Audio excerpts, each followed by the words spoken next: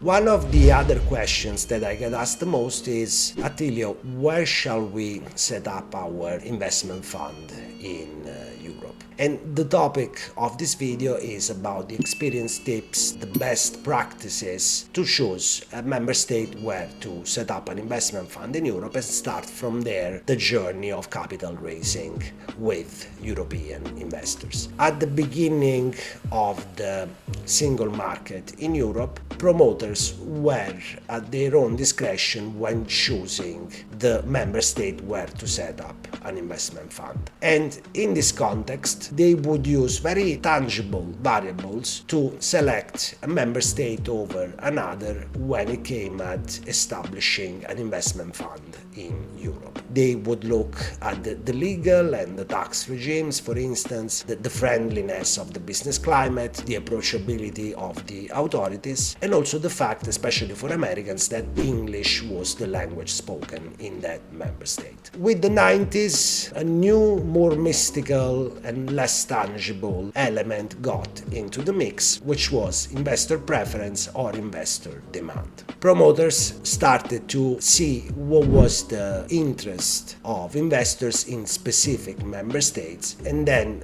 go and set up their investment funds there. The fact that the feedback from investors is so important has been also acknowledged in European regulation, because nowadays there are legal ways to test the waters with European investors about strategies and at that same time also get a feedback on where it is best to set up a European investment fund. And if you want to know more about DI from the pre-marketing, we've also linked an article in the description of this video. The fact that you are allowed to redomicile, meaning moving a fund from abroad to Europe or from a member state in Europe to another one, is indeed important, but it's a costly exercise, and so it makes sense to make sure that you do your homework sufficiently and you can decide the right domicile for your European investment fund setup from the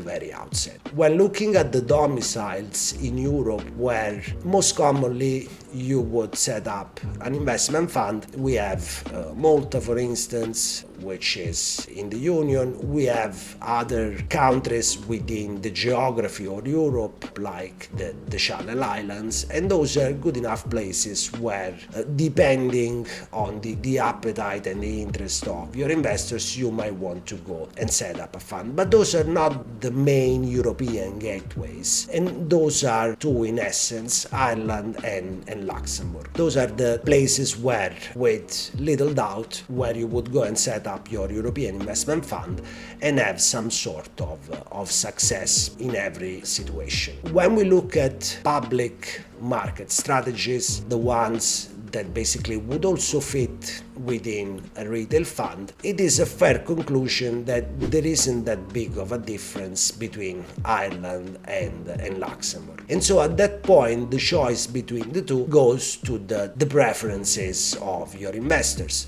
Traditionally, Southern or continental European investors have a preference for Luxembourg, whilst Northern Europe likes Ireland more over Luxembourg. That is not a set in stone principle, but it's a trend that we have been seeing for a long time. When it comes at private market strategies, once again, Luxembourg has been this time able to gain some considerable ground over Ireland because it has structured its local legislation in a way to accommodate some structures for funds that resemble the partnership, are tax transparent, and are very appealing to investors in the most part of Europe. And so Luxembourg would be the place for this type of alternative investment strategies over Ireland. However, also Ireland has been working on its own legislation and has revamped existing structure, and so now can sort of compete a little bit better with Luxembourg. Once again, thank you for subscribing to the channel. There is more to come on the European fund business. Stay tuned.